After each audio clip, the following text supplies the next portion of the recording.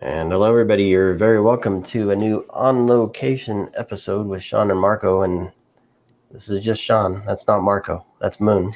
Mun and I are going to have a good chat about an upcoming session at Infosecurity London, or Europe in London, I should say. And we're actually look at two topics. First, we'll be looking at the evolution of the CISO role and responsibilities and challenges and all that fun stuff. And we might take a gander into MSSP land. We'll see how things go. So Marco and I are covering Infosecurity Europe in great detail. A lot of conversations with some of the keynote speakers and panelists, and lots of cool topics, lots of great conversations. We're excited for a great week there in London, which is just around the corner. And Mun, I'm excited to meet you in person there, but thrilled to have you on the show digitally today. Thanks for joining me. Great to be here. Thank you, Sean. I'm really excited about next week and all of the excitement in terms of the events and activities we've got lined up. So super pumped. Yeah, three days packed. Plus, I'm sure there's stuff going on before and after. Definitely.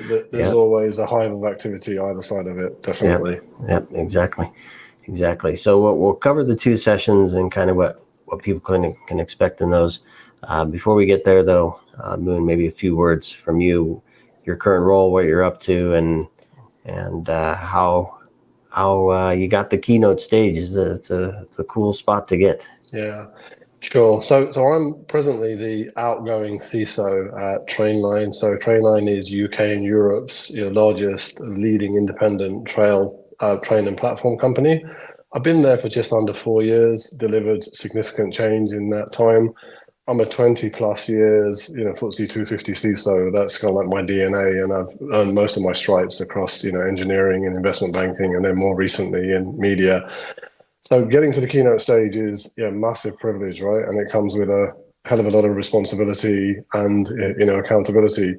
I think, for full transparency, I've been a member of the InfoSec Advisory Council for the last 10 years. And I think that's a really important part in terms of my role, to be able to give something back from an experience, from a perspective, but also make sure it's an engaging, exciting event for everybody, sellers, buyers, new to industry. So keynote, super privileged, and also an opportunity to join a number of panels, so massively excited to be there, but also to be able to share and engage and bring some insight and perspective from all of the, I guess, experience that I've gained over 20 years. Yeah. You've seen some stuff. Yeah, the stuff that I can clearly talk about, and there's a lot more that I can't talk about, but right. I think let's keep it relevant and pertinent and bring some of that experience and insight to the table. Definitely. Yeah. Well, first, let me say thanks for being on the advisory council for them. It's a great event every year, and we look forward to being part of it. Of course, there's a lot of stuff happening in the UK and Europe, and it's good to bring that perspective to the rest of the world, so the folks know what's going on there and some of the trends are, and some of the challenges organizations and regulators face trying to bring all this stuff together. And then the poor schmoes, like I don't want to say you're a schmo, but the poor security folks that have to do all this stuff to protect the business and the customers. It's a lot of hardware. I'm not saying anything people haven't heard. It's a role that I don't think I could take. So I thank you for doing that role. So speaking of the role, the session you're presenting is on Thursday, the 6th of June, 12:25 at the keynote stage, local time there, of course. It's called The Evolution of the CISO and the Digital Enterprise. So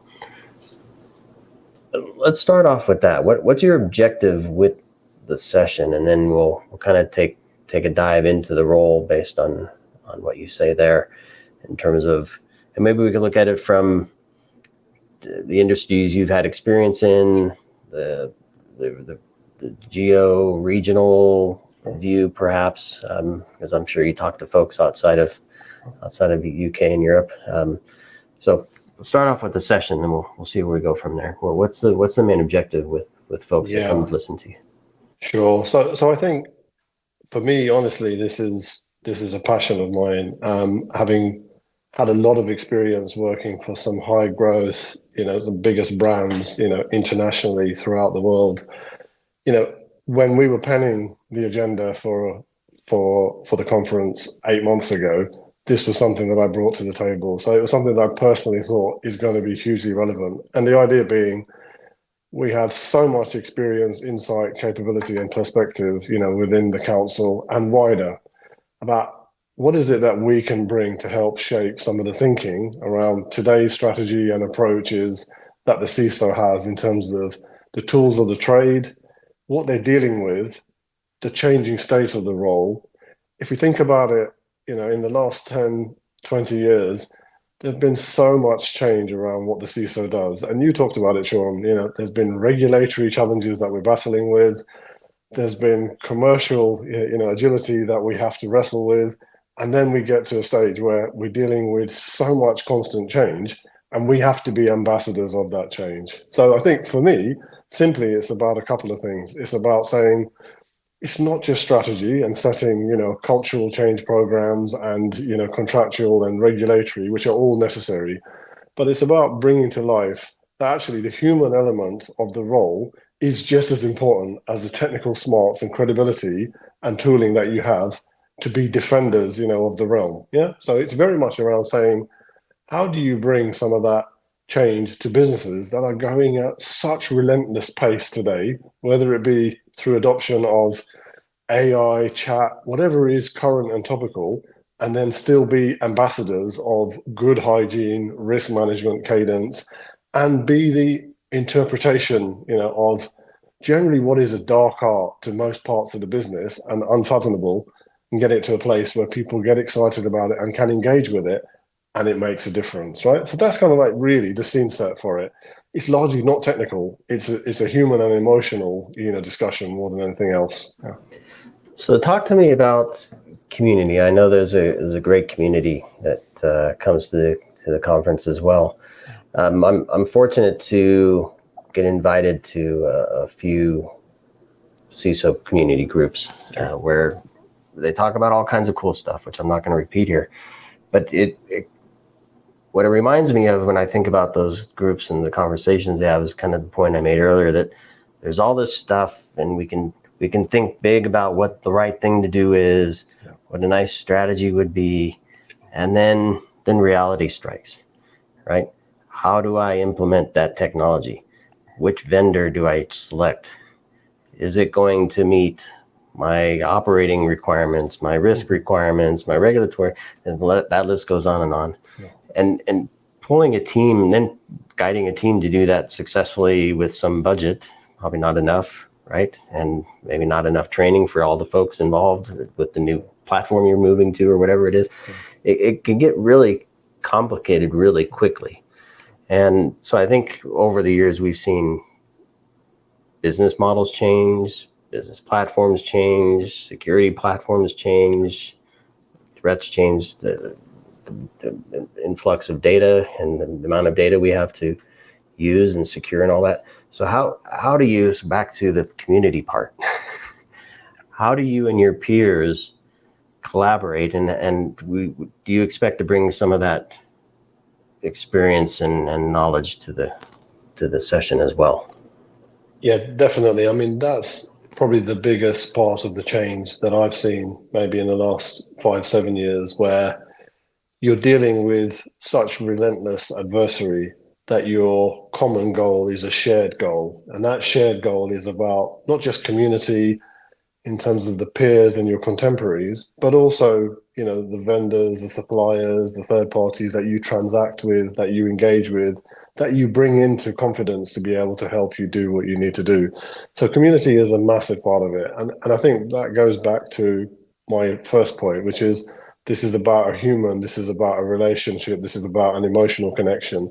This is about my ability to appeal to organizations who generally I would have seen as competition, and there would have been Chinese walls gone up or little or no communication, because we wouldn't want to share with them information that put us at a less advantage or them at a more advantage. So that no longer is the case, because I think the single factor of having so much attack activity and sophistication that the power of unison is absolutely the greater force, and bringing that together. So that is a big part of it. And I think for us, we share a lot better, as an industry, cross-industry, cross-sector, cross-community. A lot of that is clearly forged by the work that we do with government organizations. There's some brilliant endeavors that the NCSC, National Cyber Centre in the UK, the national, criminal agencies are doing as directives. But also, I think, to your point earlier, because we're having to wrangle with quite a lot of regulatory change, there are people now in positions where this has become so challenging, at pace, that they've had to learn very quickly. And that product of learning is, engaging, collaborating, sharing insight and perspective, and delivering the right outcome. So we all learn and become better together. And I think the role evolved from being, as a CISO, just implementing a set of technical controls, putting up a perimeter, locking things down, to you kind of like still have to do that, but the boundaries are nebulous, right? There's a massive gray area. Everybody's working from home. Your third parties are becoming far more critical to your supply chain. How do you bring all of that together with a very, very finite and generally small resource base and a commercial agility? That means you continue to be a non-revenue generating part of the business.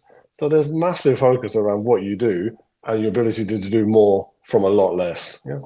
Yeah. So yeah, we have to balance agility and resilience and longevity and sustainability and all that stuff. How I say we, I feel like I'm one of you, that I don't have the responsibility. You are. So let me, I use that word responsibility. It's been a hot topic here in the States, and I want your perspective from the UK and the EU. So the SEC and some of the rules there, personal liability has become an issue. It's enough to take the weight of the business, but when one's livelihood and assets, right, and perhaps a new set of clothing that's orange or striped comes into play, that changes the game quite a bit. So, are you seeing any of that coming your way? And if so, how do you find folks are preparing to manage that? So I think there is still sufficient separation in terms of how we in the UK and European markets receive and process that in terms of that accountability.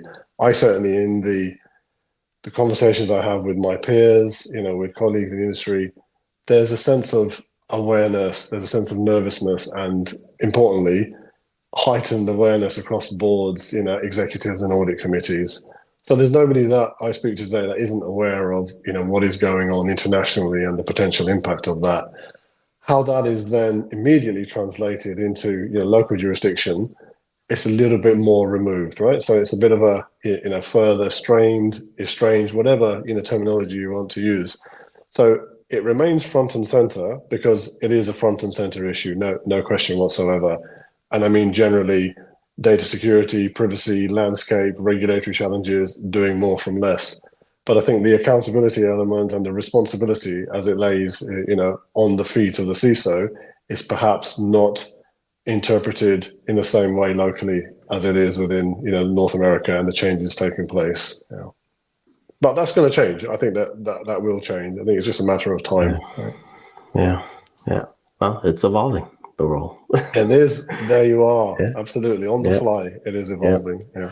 So let me ask you this. It's something that I ask on my show, Redefining Cybersecurity often.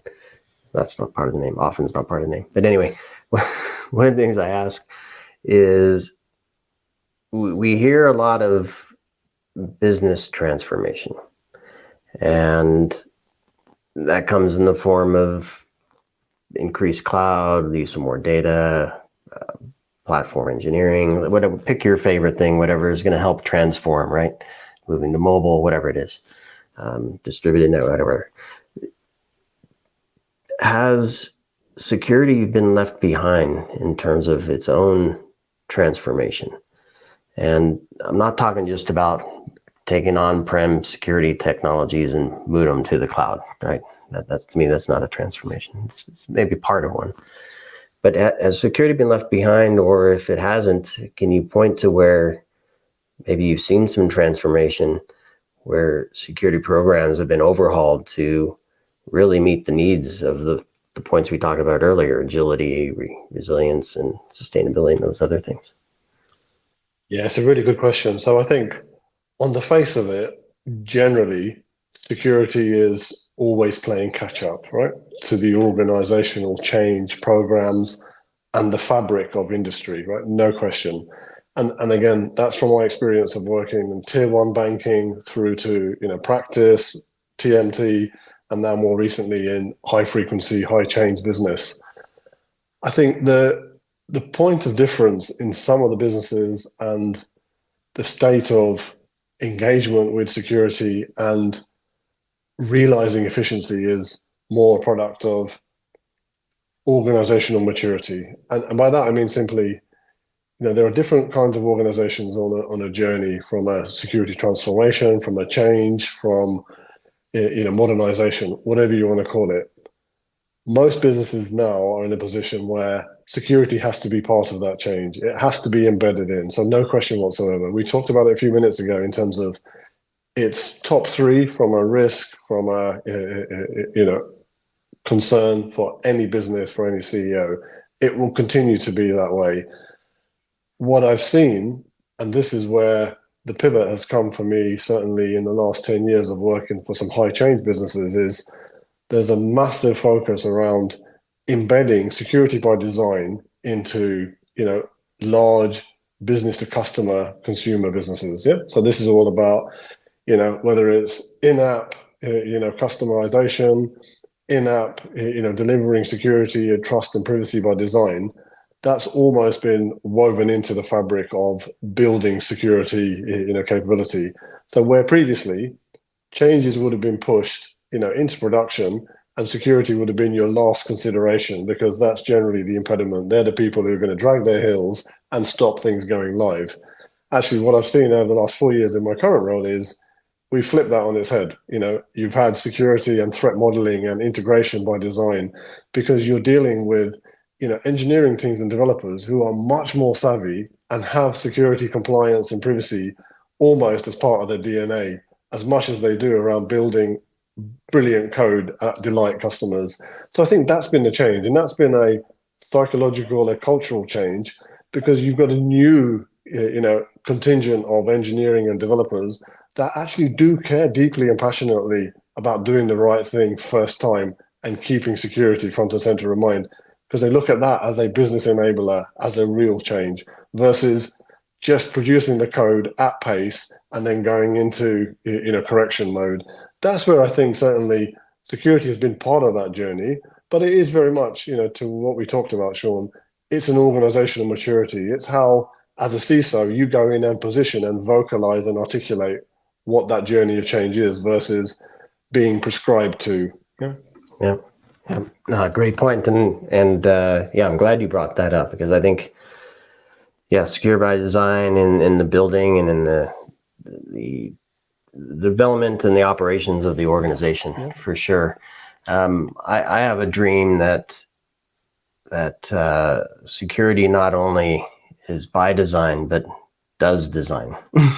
Yeah, that's a fair point, right? Yeah. So I think, and I've said this before, I'm not going to repeat all the stuff I've said, but I believe security has knowledge and data and experience to help to say, if we create a business like this, we can do it more efficiently, more effectively, more securely, and what have you. And so I'm going to use this point to kind of pivot to the other session that you're part of. I don't know if there's a connection. I'm going to make one anyway. If we can, MSSPs, I'll just go there. So security service providers, I think, have been selected because of a lack of staff, lack of skills and training, maybe a lack of budget to do a lot of things well versus doing one thing well.